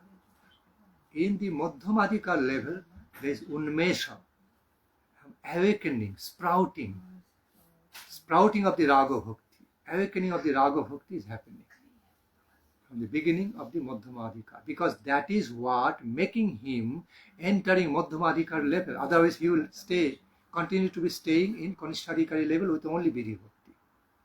So something which is making difference between Kanishtadikar and Madhyamadikar is the functions, is the factor of the Raga Bhakti, awakenment of new Raga Bhakti, Raga Marga Sadhana. That is for sure beginning from the initial stage of the Madhyama Adhikar. And that Adhikar is making him crossing, transcending the limit of the Kanishtadikar and entering into the world of Madhyama Adhikar. Accompanied by all the knowledge, divine knowledge of the Siddhanta. And knowledge of Siddhanta means he has got Anubhav. It's not just dry knowledge. It is Anubhav. In Madhyamadikar, he has got the Anubhuti, feelings, natural, divine feelings of all the meanings of the scriptural verses, world of the Siddhanta. And the feelings cannot but have taste, some relish, with relish, not just dry feelings, kind of theoretical. Not just dry theoretical way, practical. Exactly, with practical experience of laulam, more and more laulam, taste, relish. Therefore, term prema coming. Yes. There is one related question, Maharaj, to this one. You were saying that it can appear and then it will withdraw, appear. So there also this question came, that we have that example of Narad Goswami in Bhagavad. He got darshan of Supreme Lord, then he lost it. and he was trying again, then only voice appeared that no, now you are apaka, you are not fully mature, not fully pure, so you cannot see me again. When you will be fully pure, then you can see me. So there in Bhakti Sandarbha Jiva Goswami saying that Narad Goswami in that stage, he is like example of Kanishta Uttam, means with some impurity there. Then there is another, Shukadev Goswami and Narad Goswami, after he attained that Parshat, the body of eternal associate. So the question was, there Krishna is telling, I gave you this darshan only to increase your desire for me. It is not that you can now deserve, by your level you can deserve always to see me, but it is my mercy I gave you to increase your desire for me. To give more rise to your desire. Yes. So the question came, this was happening on Uttamadikar level. So is it possible that also in Kanishta Adhikar level there may be some like this sort of special graces from Krishna, like giving you some either darshan or connection with the name or something is there by Krishna's special grace to increase your desire for practice, but still you will remain on Kanishta level because you are not qualified for upper. But it is given like special grant. Grant. Special So grant. this is also happening on Kanishta, Dikar can happen and you remain on Kanishta, or this is not happening? Certainly. Very, very good analysis. It can certainly happen because the very nature of very nature of causeless grace and mercy doesn't depend on who is qualified, who is unqualified. Therefore it's said causeless. Even without deserving qualities, one can receive the causeless grace, causeless mercy. It is given out of grace, out of graciousness, mercifulness. So therefore, it can definitely happen in Kanistadikar. Some grant, special grant of causeless grace and mercy, benevolent grace and mercy. Because Mahaprabhu, one of the characteristics of Mahaprabhu, Nityananda Prabhu, Gadadhar Prabhu in Panchatattva, one of the special characteristics in divine couple, Radha Krishna, also is benevolence. Their benevolence, mercifulness. So, if all the graces and mercy to be given only to them, bestowed only upon them who deserve it, then what will be the utility of their benevolence and causelessness? So therefore, because there is great utility, great scope for giving their grace and mercy in a causeless way, therefore, Kanistadikar is the great scope, creates the great scope for the application and utility of their causeless grace and mercy to be bestowed. And it is done so.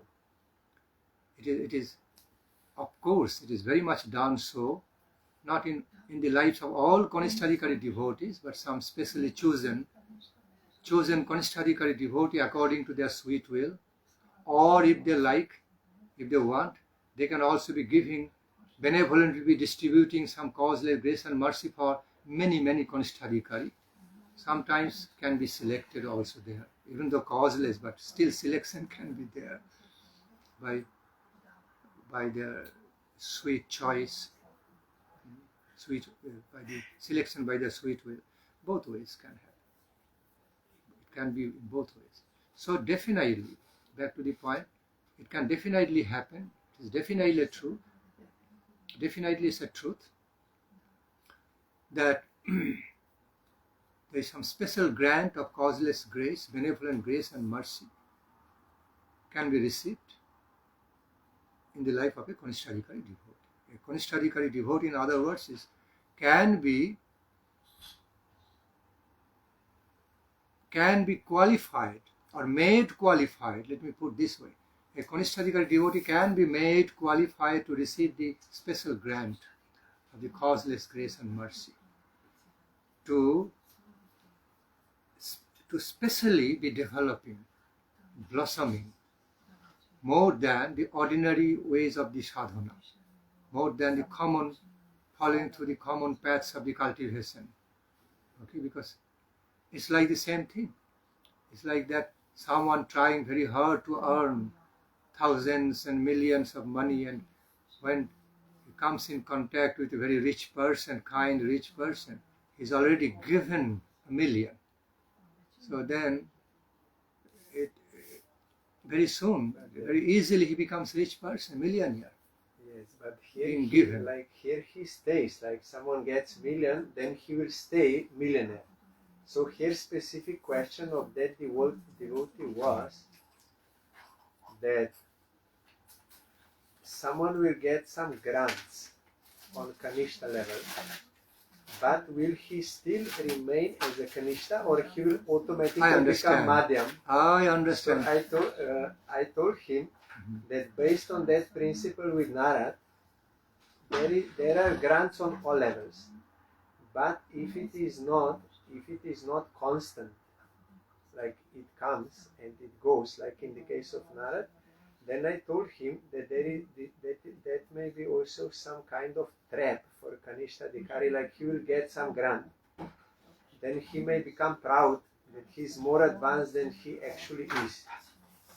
Like someone will get some small drop of nectar, something, then he will think, oh, now already I'm Madhyam, I'm Uttam, I'm like this. That may be trap of tasting this grant. So I told him, if it is temporary, then you cannot say it is like changed your stage. Like you say, someone give you a million, then you are millionaire all the time. But here it is given, and here it depends on the situation. With the reception of the special grant of divine grace and mercy of the Lord, a Kanistadikari can be helped to rise up to Madhyamadhikari when he or she knows how to utilize it properly. Okay? Still the function of free will is still there, freedom. Still the questions of scopes of misuse and proper use of free will is still there, open there.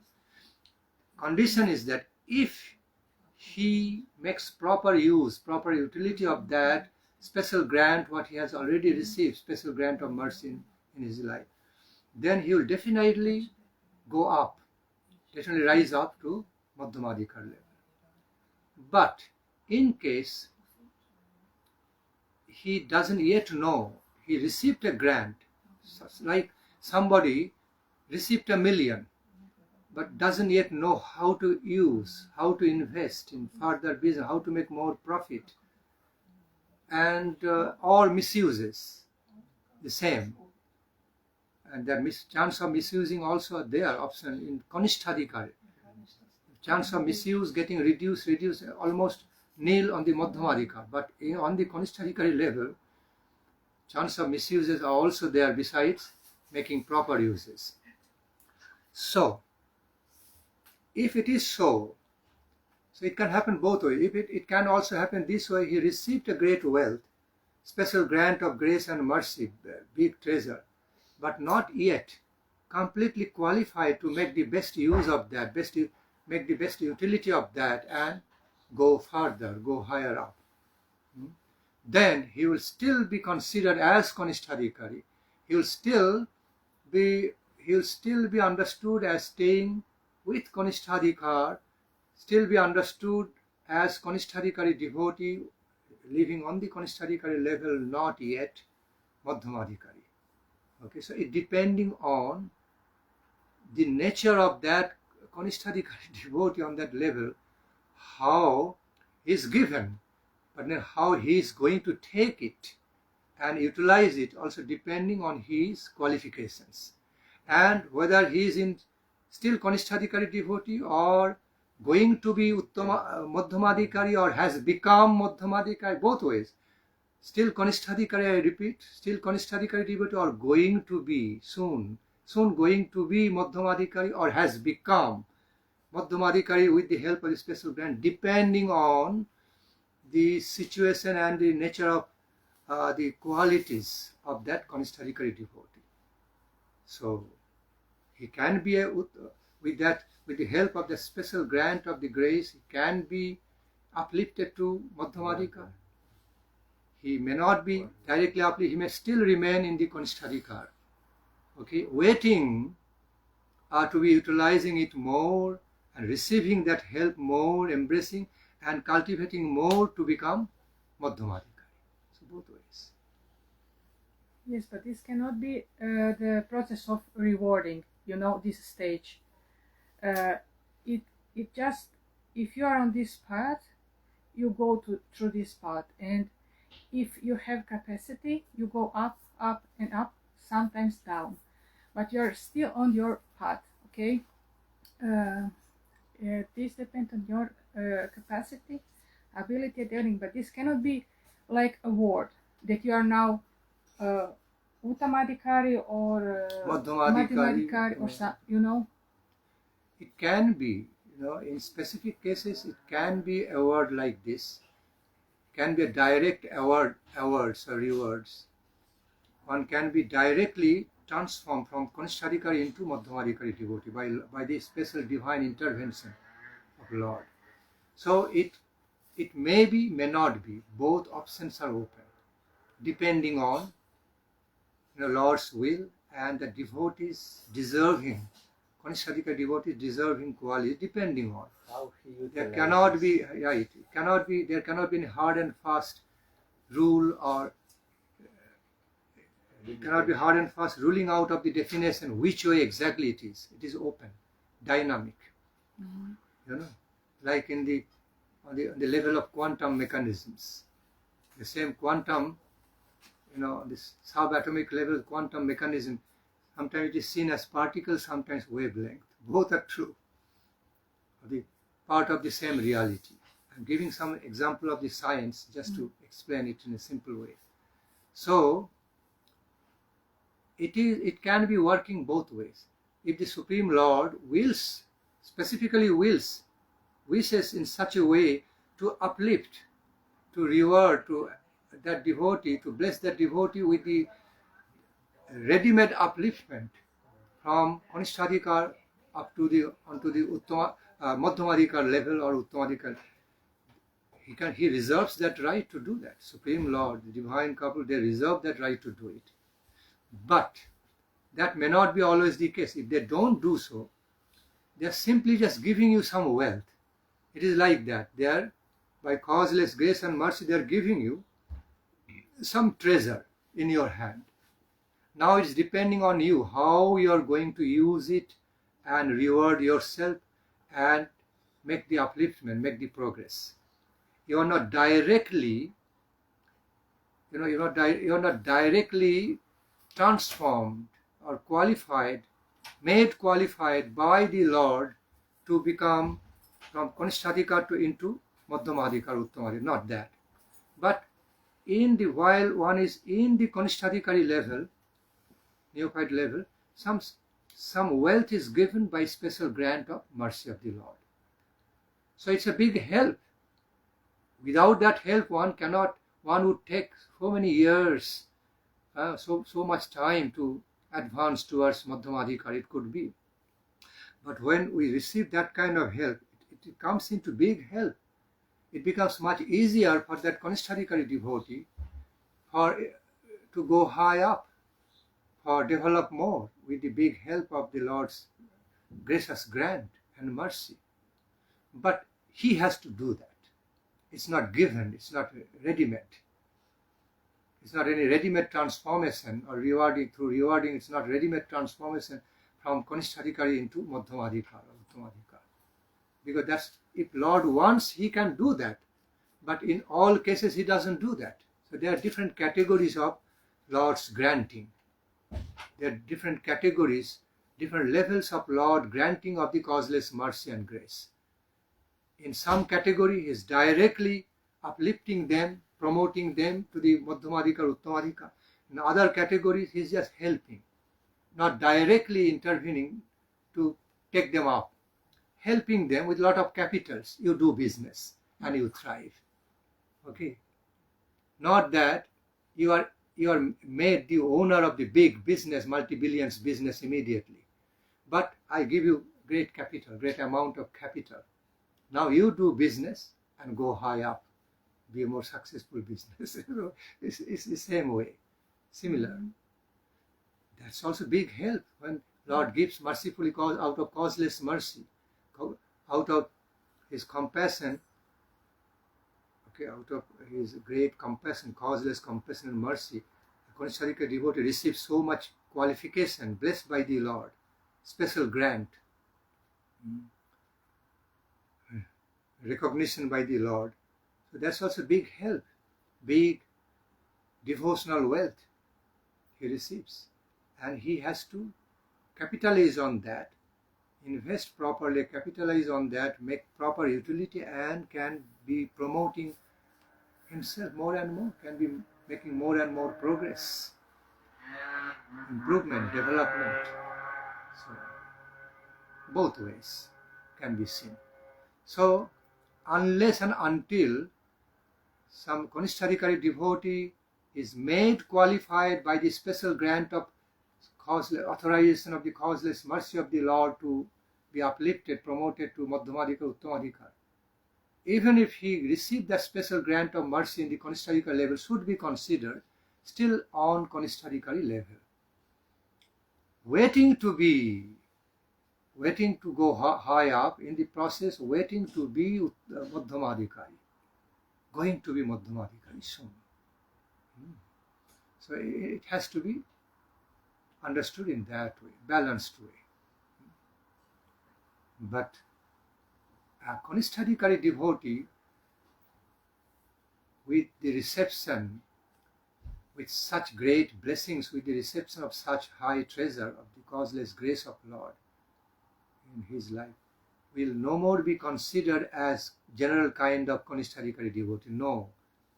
Very, very fortunate, special type of Kanishtarika devotee, although looking like and still officially stamped and officially recognized as Kanishtarika, but soon going to be Madhyamadhikari and Uttamadhikari. He cannot be treated in ordinary as ordinary Kanishtarika. That should be clear. Otherwise, there will be no value of the special grant, of the gracious grant of Supreme Lord. Where is the extra value? There will be no value of that if he is treated in the same general type of Kanishtarika. Then we will be disrespecting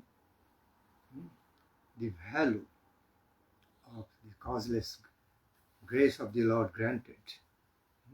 So that is the Siddhanta.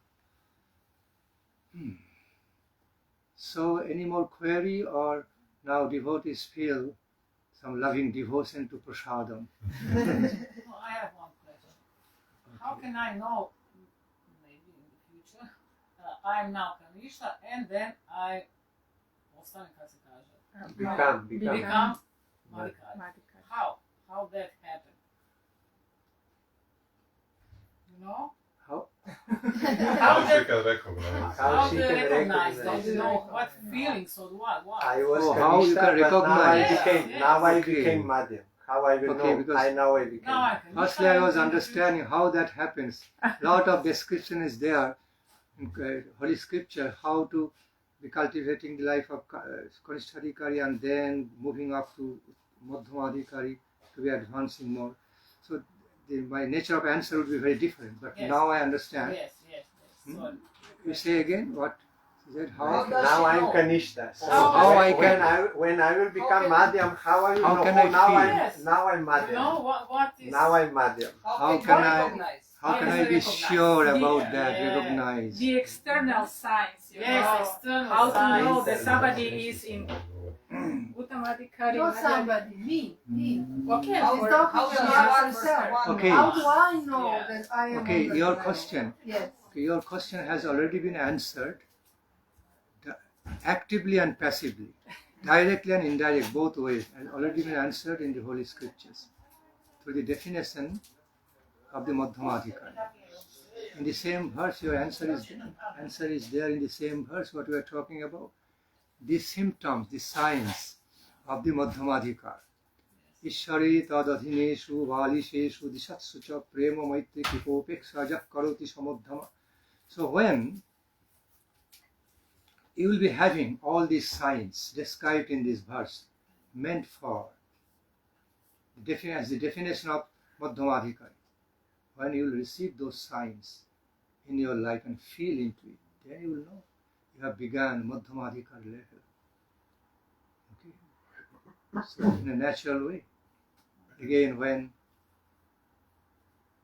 you will be feeling some natural awakening of love, taste of love, any form, taste of real likings and love for Krishna Radhika, whatever category or whatever level, whatever quality it is, but it is a taste of great likings and some love. Maybe a primary quality, but still it is a taste of love for Radhika and Krishna. And you naturally feel like devoting yourself more and more. And you feel some happiness to engage in their loving worships. And the conception of such loving worships doesn't necessarily mean only deity worshipping. I'm talking of the loving worships means in a very wider sense. Okay, loving worships can be done through love songs, singing love songs, through smaranam meditation, okay, by associating with the pure devotees, through engaging in some kirtana. These are all loving worships.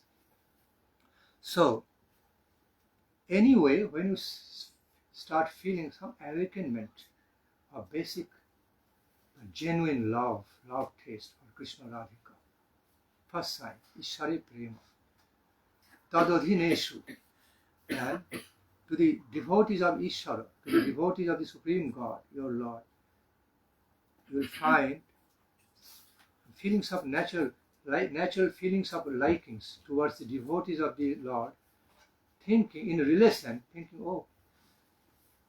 feeling they are the great devotees and lovers of the same, my beloved Lord. So they are my near and dear ones.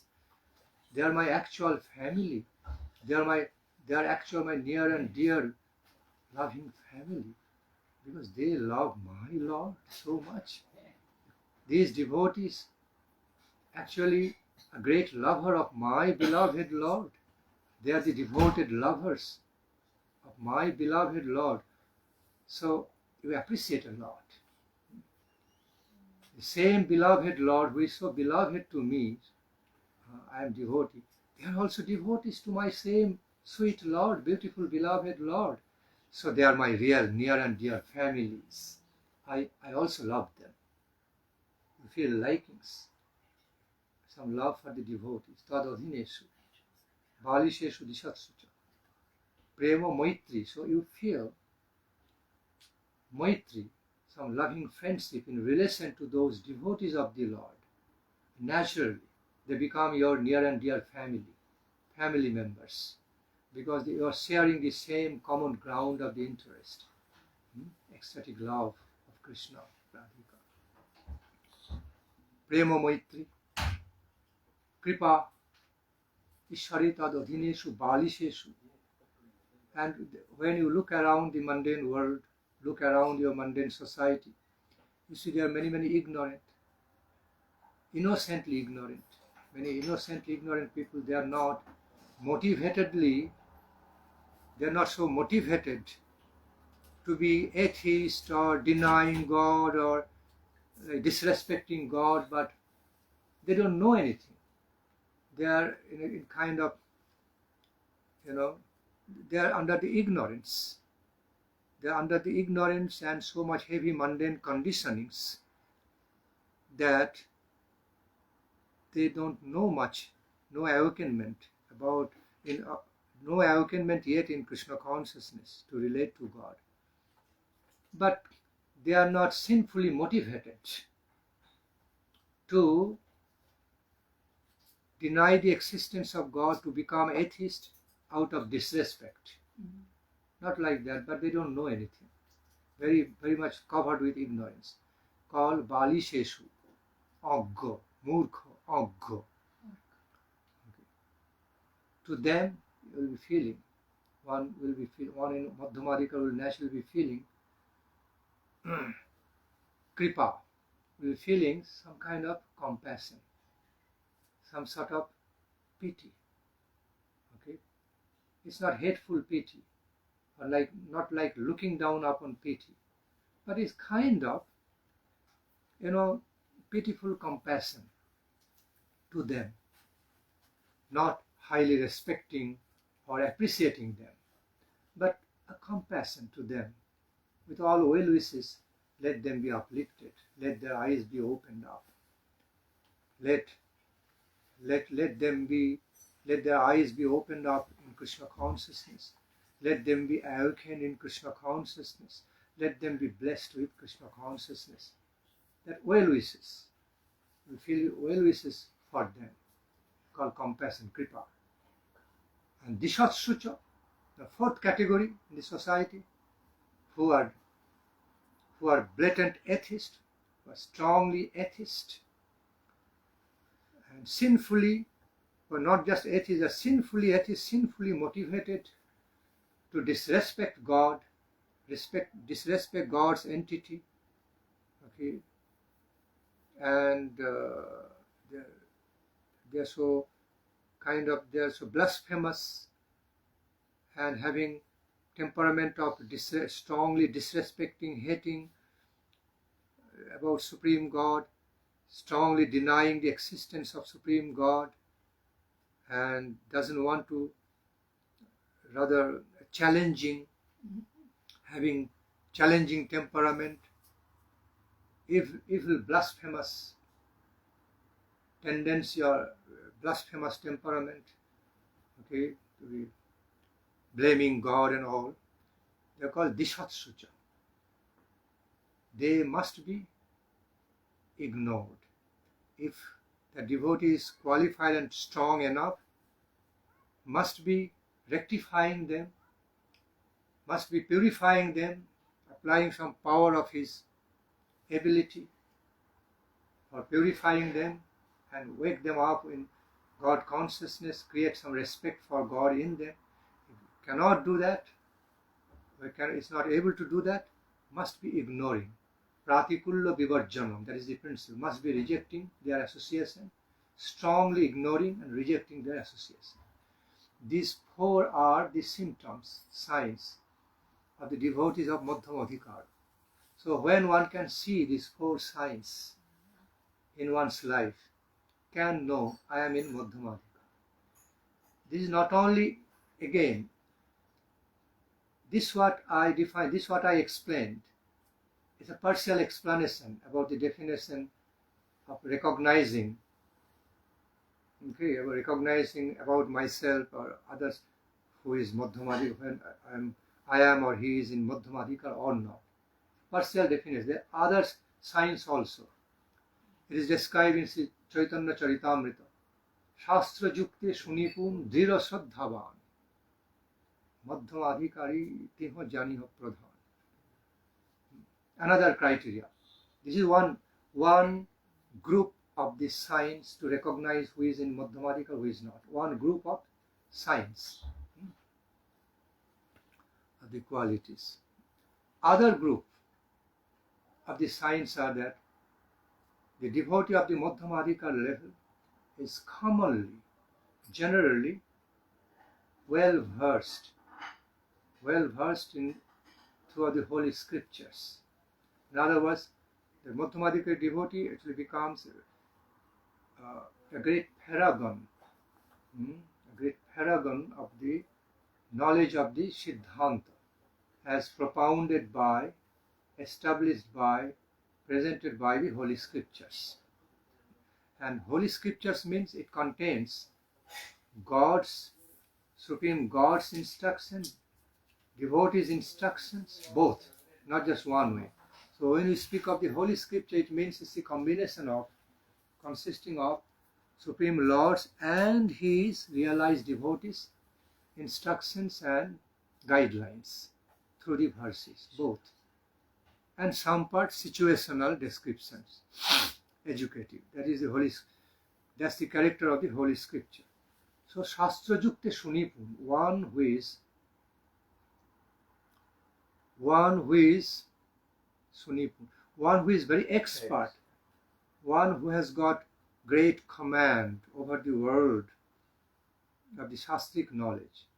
Or if I don't use the term command, one who has got the pervading knowledge, comprehensive, right? That's a good word. Yes, very, very comprehensive knowledge over all the verses of most of the verses of the Holy Scriptures. One who has got comprehensive ideas, knowledge or experience over the meanings of the world of the Holy Scriptures. Very expert. In other words, one who is very expert, specialized about the vast knowledge contained by the Scripture, okay, by the Holy Scriptures, world of Holy Scriptures. First sign, he or she needs to be marked as Madhyamadikari, devotee. Shastra Jukte Shunipun.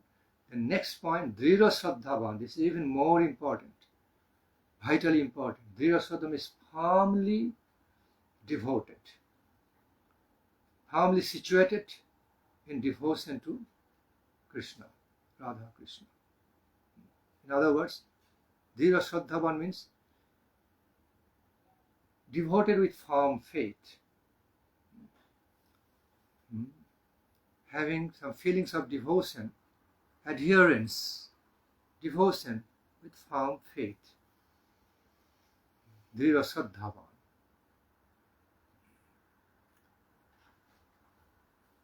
Madhyamadhikari tiho janiho pradhan. Another two other signs.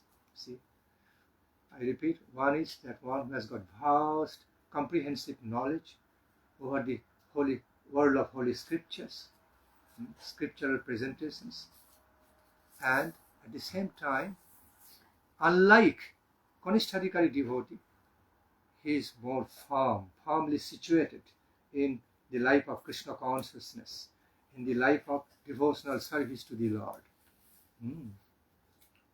With the full support of his Siddhantic knowledge and experience, his devotion to, he's filled with firm faith and devotion to Krishna. His faith in Krishna very firm nature, and devotion also helped by firm faith, backed by the firm faith, called Madhyamadikari. So it means he's devoted with firm faith. Two other signs of the Madhyamadikari. And there are also, if you continue to be researching the Holy Scripture, there could be other signs also described particularly for the Madhyamadikari devotees. Now these two signs can be further illuminated. The time is limited. I can go on illuminating on these two aspects of the qualifications. Maharaj told also one who Madhyamadikari constantly chants. Yeah. Kanishta will once at least Madhya constantly. That is another who is constantly engaged in chanting and singing the holy names, and also singing the love songs for divine couple. Another symptom, another sign, not symptom, another sign of Madhyamadikari, who is constantly receiving taste, receiving great happiness, being engaging in chanting or singing the holy names, love songs of the divine couple, called Madhyamadikari. And also other explanations given by Guru Varga. And in that Madhyamadikari, one can be feeling inspired to take up the role of doing the work of Acharya. This also starts from the medium to high class level of the Madhyamadikara.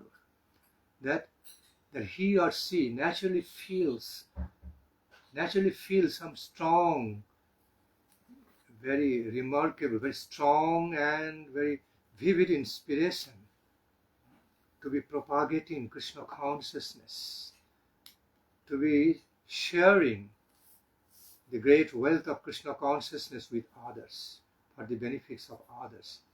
Besides helping himself or herself, now he or she receives a genuine, firm inspiration to be helping others out of his kindness, kind feelings and love for taking care of others also to make them, help them becoming Krishna devotees.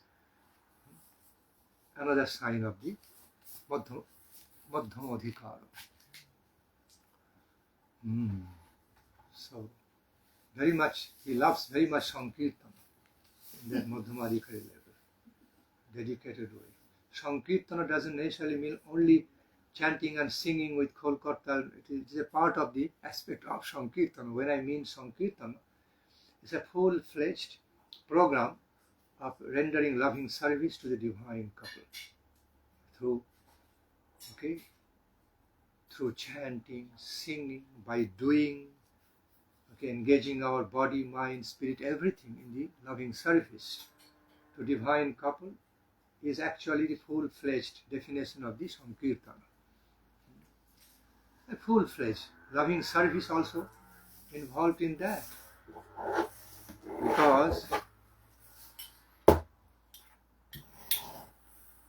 because real Sankirtana actually comes, real taste of Sankirtana actually appears, qualification of Sankirtana actually appears also through engagement of loving service. Shevan mukhe hi jyovadu swayameva spurattada. Atah Sri Krishna namadi na bhavet grajyam indriyai. But Shevan mukhe hi jyovadu swayameva spurattada. So, chanting and singing, the qualification, genuine qualification of really chanting and singing of holy names of Krishna, devotional songs, appears through the engagement of pure loving services to them. And it is vice versa. It complements each other. Loving devotional service promotes Sankirtan, Radha Krishna Sankirtan, and Radha Krishna Sankirtan also promotes the further ecstatic loving devotional service to them at some stage to reciprocative way. The more devotees are engaged in offering their loving devotional services to Mahaprabhu divine couple, in reciprocation, in return they receive so much grace and blessings. Also their loving care towards them. And the more they engage, they become madly, ecstatically, in divine madness, ecstatic madness, are ecstatically engaged in Krishna Sankirtan activity. The more they receive, the more they do the loving service, offer loving service to the divine couple, the more they receive their ambrosial inspiration to ecstatically engage in Krishna Sankirtan activity. The more they engage in Radha Krishna Sankirtan activity, the more they become enthused to offer more loving devotional services. So they are interrelated. World of Sankirtan, world of loving devotional service to the Supreme Lord are inseparably interrelated. Each one promotes, complements the other in this way. Basically, it's the same world of the same interest. You know? So world of Krishna Sankirtan means chanting, singing the holy names and love songs and preaching his glories. Meaning, finally meaning they are promoting devotional service to Radha Krishna, to relate. Life of service, not just theoretical, practical. With practical service activities. The more one is engaged in the practical devotional service activities, the more they feel the inspiration, more and more they feel the high ecstatic inspiration to have the ecstatic taste of speaking and chanting, singing the glories of Radha Krishna. More and more. So they're the two aspects of the same reality, complementing each other. So, engaging in Radha Krishna Sankirtana activity also another great sign of the Madhyamadhika. And of course, these signs also found in full-fledged, at least relatively full-fledged, comprehensive form on the Uttamadhikari level, of course. Same are manifesting on the Uttamadhikari level in full-fledged, unlimited ways and forms and taste. Okay. Hare Krishna. Hare Krishna. Hare Krishna. You offered already? Offered? Yes. So today I had no chance to chant Gayatri because I